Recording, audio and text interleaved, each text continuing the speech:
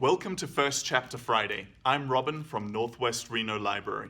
Today we'll be taking a look at The Golden Compass by Philip Pullman. This is the first book in Pullman's amazing three-part trilogy, His Dark Materials, and it's published by Alfred A. Knopf.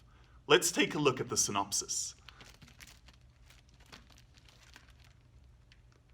Lyra Belacqua is content to run wild among the scholars of Jordan College, with her demon familiar Pantalaimon always by her side. When her uncle, Lord Azrael, returns from the far north with tales of mystery and danger, it seems to have little to do with her, even the rumors of the severed child. But his visit sets off a chain of events that draws Lyra into the heart of a terrible struggle, a struggle that involves scientists performing hideous experiments on children, alliances with Egyptian and witch clans, battles with trained mercenaries, and armored bears. And through it all, there dawns in Lyra a sense that her success or failure may mean even more than simply life or death. So it sounds pretty good so far. Let's take a look at the first chapter.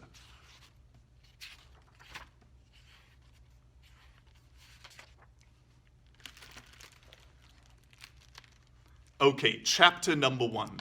The Decanter of Tokai. Lyra and her demon moved through the darkening hall, taking care to keep to one side, out of sight of the kitchen. The 3 great tables that ran the length of the hall were laid already, the silver and glass catching what little light there was, and the long benches were pulled out ready for the guests. Portraits of former masters hung high up in the gloom along the walls. Lyra reached the dais and looked back at the open kitchen door, and seeing no one, stepped up beside the high table. The places were laid with gold, not silver, and the 14 seats were not oak benches, but mahogany chairs with velvet cushions. Lyra stepped up beside the master's chair and flicked the biggest glass gently with a fingernail. The sound rang clearly through the hall. "You're not taking this seriously," whispered her demon. "Behave yourself."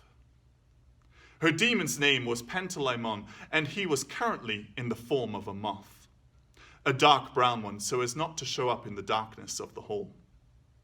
"They're making too much noise to hear us from the kitchen," Lyra whispered back, "and the steward doesn't come in till the first bell. Stop fussing." But she put her palm over the ringing crystal anyway, and Pantalaimon fluttered ahead and through the slightly open door of the retiring room at the other end of the dais. After a moment, he appeared again. "There's no one there," he whispered, "but we must be quick." Crouching behind the high table, Lyra darted along and through the door into the retiring room, where she stood up and looked around. The only light in here came from the fireplace, where a bright blaze of logs settled slightly as she looked, sending a fountain of sparks up into the chimney. She had lived most of her life in the college, but had never seen the retiring room before.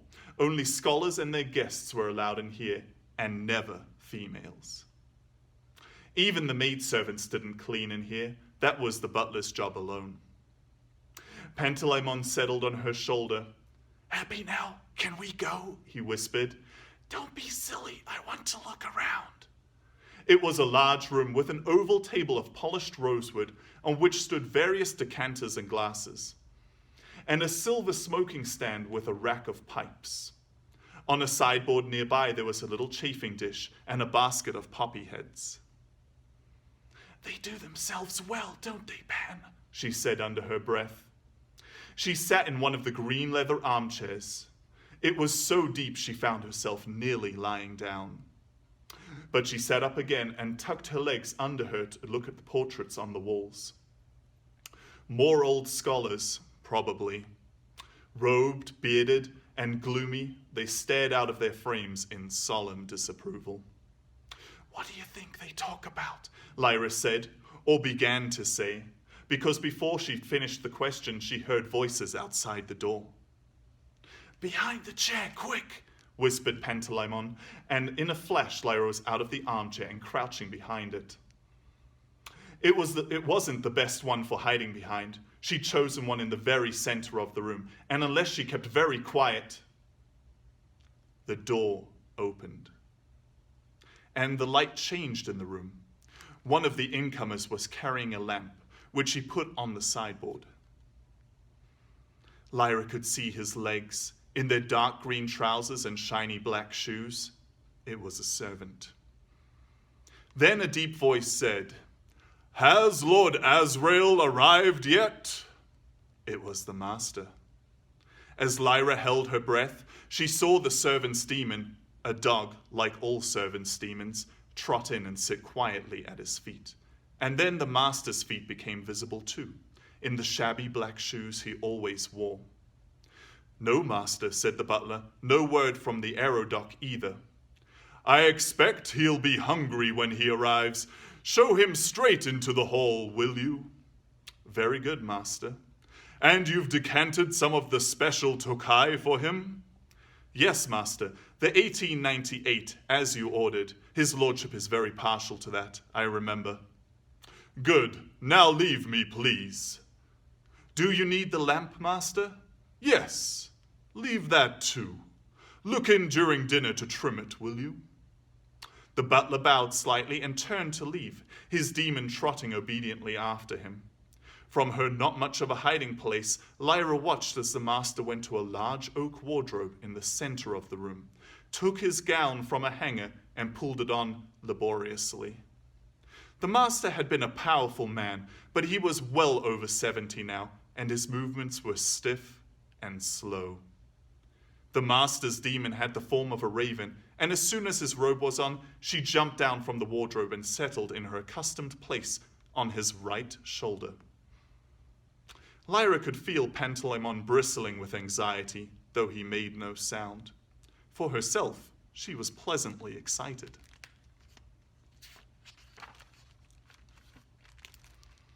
The visitor mentioned by the master, Lord Azrael, was her uncle, a man whom she admired and feared greatly.